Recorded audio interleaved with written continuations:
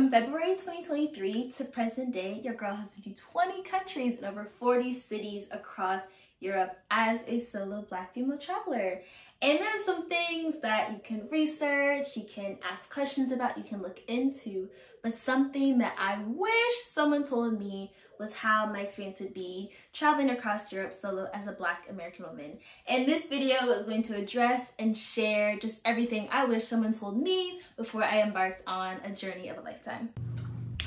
Hey you! Hello beautiful people! My name is Savannah, but on the internet I go by Savvy C, and welcome back to Savvy C Scoop. Hello beautiful people! My name is Savannah, but on the internet I go by Savvy C, and welcome back to Savvy C Scoop, a channel all about traveling, learning languages, and navigating life as a 20-something. Today's video is part 3 of a series called How Savvy Sees the World, where I just give insight and share on how I've made travel my lifestyle. If you haven't watched part 1, part 2, pause this, go catch up, and then you'll be good to go. Today's video, as you guys can already see by the title, is all about talking about racism in Europe and overall just my experiences as a Black American woman solo traveling across the continent. I'm going to share tips, tricks, insight, advice, and just things that, again, I wish someone just told me beforehand. I have my handy dandy laptop here just for notes and for reference. If I lose my train of thought, hopefully I won't, but you get. And if you're new here, be sure to take the subscribe button and be my travel buddy, as well as the bell button so you'll never miss a single upload. To start, for some context, I first moved to Europe by way of Paris in September of 2020 for my master's degree. Then after Paris, I unknowingly ended up moving to Athens, or unplanned I should say, moved to Athens in September 2022, lived there for 3 months, then went home for the holidays, and then came back with a job through a Portuguese company called Europe's Famous Hostels that paid me to travel for 3 months. And then from that job experience, starting March 1st of 2023 onwards, I've been traveling across the continent. As always, timestamps will be in the description box, and you can skip ahead to whatever part of the video best suits you. And let's get going. To start off, 2 things. First, never, ever, you hear me? Never, ever, ever let the possibility of racism stop you from doing something, stop you from traveling the world, stop you from experiencing something. Living in a state of fear, living in a state of paranoia, just only shrinkens your world, and it isn't productive. Now, it's understandable, but it's never productive, and something that I really implore you and urge you not to do, to avoid. Second, to me, racism is a toxic combination of both a learned behavior and an emotional reaction. But unfortunately, as a woman of color, as people of color in this world, we have to deal with it, but we don't have to let it control us or dictate how we live our day-to-day lives. And I choose not to, and I do my best to not to. Now, when it comes to Europe and its history, its foundations, how its systems came to be, are primarily built off of colonization, versus in the United States, where I'm from, I'm a DMV girl through and through, boo boo, Washington DC, was primarily built and profited off of the transatlantic slave trade and slave labor. And because of those 2 opposing yet similar upbringings, histories, foundations on both Europe and the United States, in my opinion, in my mind, and the theory that I've developed, is that's how one is perceived and thus treated in both the United States and Europe. First, let's talk about Europe. In Europe, as I said earlier, since it's built off of colonization, how I view it and how I perceive it and how I've been treated is based on a hierarchy system where one's nationality and class supersedes your race. Let me land. So, for example, when I'm in Europe and people hear my name, they see my passport color, they hear my accent, they look, maybe when I'm in France or like in a European country that recognizes, you know, my carte de séjour, they see like, oh, États-Unis, like they'll see specifically something. I've had someone tell me that my facial features and my complexion indicate that I'm not from Europe or from around that part of the world, quote unquote. You know, obviously I am melanin, hello. But you get what I mean. when there's some clue, some indication, let's call it, that I'm basically not from a country that France or a European country, even though the UK did colonize the US, but a European country outside of the UK didn't colonize, I'm then placed in a separate category and thus treated better. It's horrible, not justifying it, but it's something that I've noticed and something that my fellow Black American friends, Black Canadian friends, Black British friends, etc. have experienced and have learned. Versus on the flip side, in the United States, it's more of you're treated based off of your proximity to whiteness or your proximity to Blackness. Now, things like class, education, how people feel comfortable around you definitely play a role, but it's far more, how would I say, distinct, I guess? Yeah, distinct and clear in Europe than in the US. Because it can, I think maybe just because the US, it's an all or nothing culture in a sense, and there's such a mix of people. So you can be maybe in Billings, Montana versus Boston, Massachusetts, and have, you know, a night and day experience, versus in France, if you're in, let's say, Lyon versus Paris versus Marseille, like it's fairly similar. Hopefully that translates, hopefully that makes sense. So with those two opposing histories in my budding theory of both experiences, how that impacts me, and I think it will likely impact you as a traveler, is this. Since they know you come from a wealthy country, you have that privilege, you have maybe education to you as well, you're thus then put in a separate category that's more favorable than if you're from a country that they quote unquote, not quote unquote, that they colonized and thus quote unquote view as lower, lesser than, or a threat to them. Not justifying it, not saying that it's right, but just something that I've noticed and have observed from my travels. In addition to that, which was quite shocking to me and just wasn't ready for that, because, you know, where I'm from in the States, you black. When the cops pull up, you know, we black, you know what I'm saying?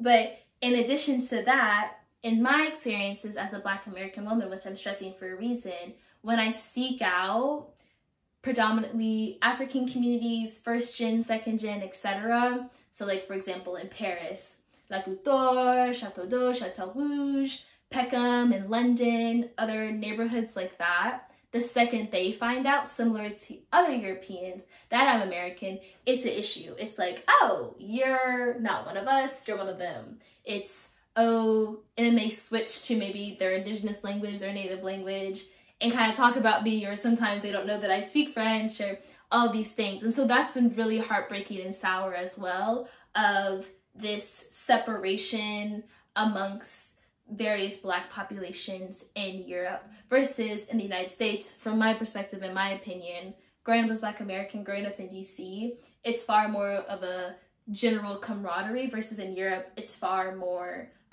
segregated amongst communities. So it's like, oh, we're Nigerian, oh, we're Ghanaian, oh, we're Algerian, oh, we're Moroccan, Ivorian, Egyptian, like it's very a bit separate here. Or maybe they find more camaraderie amongst themselves versus me, I'm a complete outsider. And that might trickle onto you if you're a fellow Western Black traveler visiting Europe. So just a pro tip on that. Now, outside of my nationality and maybe other factors that I am or am not aware of, or I guess maybe more so not aware of, what I think contributes, and what I pass on to all of you watching, what I think contributes to my overall majority positive experience in Europe, why I've lived here so long, why I've been traveling so long and enjoying seeing and exploring this continent, is because I do the following. One, I learned the local language. So obviously don't become fluent. If you are, that's ideal. You know, having a second or third language is very helpful in addition to English when you're traveling through Europe. But when I lived in Paris, I knew a bit of French going in, but I went in with the goal and the plan to practice, to talk to locals, to interact, to immerse myself in the culture. And that went so well, of them accepting me, welcoming me, really integrating me into the culture. That's how I met the boyfriends I dated while I was in Paris, and like was welcomed by their families, and I was able to have really further in-depth cultural exchanges, cultural experiences, because we spoke the same language versus them maybe being uncomfortable speaking English, not speaking English at all, and then vice versa with me being uncomfortable speaking French or not speaking French at all. We had that disconnect. But thankfully, since I learned the language, learned that, I was able to then, you know, have a bridge and have something in common to talk with them. So from that, I pass on to you, and I really urge and encourage you guys watching to, obviously you don't have to be fluent, perfect in another language, but learn some basic phrases. So hi, hello, or hi, good morning, afternoon, evening, how are you, my name is, please, thank you, how much is this, where is X place, pay by cash, pay by card, thank you, you're welcome, goodbye. Basic phrases, counting to 10, for example, basic phrases like that, you would be shocked. And I've seen it time and time and time again. I'll try to maybe get an interaction of it on camera. We'll see if I can pull that off. But you'll be shocked at how such a little gesture goes such a long way, specifically with Western Europeans. Central and Eastern Europeans to an extent, but especially Western Europeans, because it's so just bombarded come the summertime with foreigners, with tourists. When you just come into a shop with a bonjour madame, bonjour monsieur, hola, buenas, ¿qué tal? Bon dia, todo bien, buongiorno, ciao. Just like a little grazie, like just little phrases like that can completely alter a conversation, can completely alter your experiences for the better. I've seen it happen time and time again, and just that nod and that extra step that shows your respect and your acknowledgement of that culture, of that country, goes so far with the locals, and I think will be a great way to ensure that most, if not all, of your experiences start off on a positive note. Now, the second thing I really recommend you do, and what I have done, is lead with empathy. The second I step foot outside the United States, which has been for a while now, I treat it and view it that I'm a guest in somebody else's home. So if, you know, they have a house rule of no outside shoes on, you're gonna take them shoes off before you cross through that threshold and put on some slippers. If they have an issue with having a glass on the table without a coaster, you're gonna get a coaster and put that underneath the glass before you put on the table. I'm trivializing it, of course, now with these examples, but just leading with empathy, knowing the cultural context, historical context, religious context of these countries, having that research, having that knowledge going in addition to learning the language and learning certain key phrases of the language, can just open up your eyes, broaden your perspective, and make an overall far more positive travel experience. When I see these videos on social media, or I hear these stories of people, let's say like Italy. Italy's an easy one to pick out. There's so many times where I see, now I don't know the full story, there's two sides to every story, of course, and I don't see everything, I wasn't physically there with them. But when I see them a lot of the times, I think to myself, what, you know, maybe there was something missing, maybe it's just a breakdown in communication, maybe there was an inability to see where either one was coming from. Now, I'm not justifying racism, don't come for me now, don't cancel me, you know what I'm saying, stay with me now. I'm not saying that they're lying or the other person was right or vice versa. Never that. Lead back women always, period.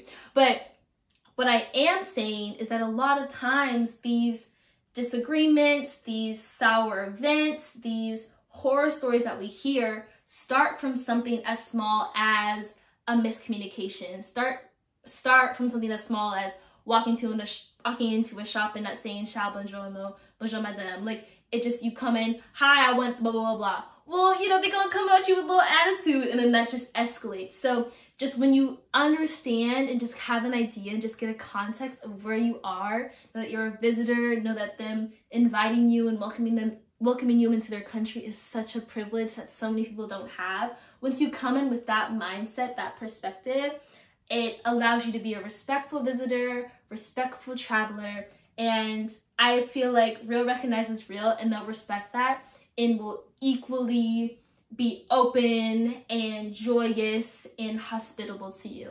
Because overall, I always defend French people the most because I've lived there for several years. They're such hospitable, welcoming community, family-oriented people. That's Europeans as a whole, but especially in places like France, like Italy, like Spain. They live, you know, especially in Italy, they have like multi-generational houses on average. So when you hear these stories come out, this dialogue, this perception, it's not fully true. And I think what's the root of the issue is just the lack of communication and acknowledgement of where people are coming from. So I pass that on to you. And that's a wrap for part 3 of How Savvy Sees the World. I was a bit nervous to film this one, I'm not gonna lie to you, just because of the subject matter and the essence of it all and what might come with it. But I do feel prepared now, and hopefully I was able to translate and express my experiences and share my thoughts and just tips and tricks and things that I just wish somebody told me, so that you guys can have smoother and just great experiences amongst your travels and during your time exploring Europe, whether that be for 1 week, 1 month, or 1 year. Thanks for watching. Be sure to like this video if you enjoyed it. You made it to the end, so I think you did. Comment below any thoughts, experiences, additional tips, tricks, advice. Maybe if you're watching this and you grew up in Europe, in a European country, or you spent a fair amount of time in Europe. Maybe you're a first-gen, second-gen African watching this, and what I said earlier maybe rubbed you the wrong way. Please give me some context, explain to me, talk to me in the comments. I'd really love to hear back. And maybe in the future I can do a video about that, of sharing both sides of the Black American perspective in Europe versus an African experience in Europe, which actually I did. I just remembered now. If you're curious to learn more in depth about my time living in Paris versus traveling across Europe, I'll link the video here. I talked with someone who's from Nigeria, and we were talking about our different experiences. Actually, I did, period. So I did that video. So check that out if interested. And 2, if you haven't already, subscribe, hit the bell button so you'll never miss a single upload, and you'll be my travel buddy. And yeah, that's all I got for today. As always, I'm sending my love. Mwah! So wherever you are in the world where you're watching this, and I'll see you guys in part 4. Bye!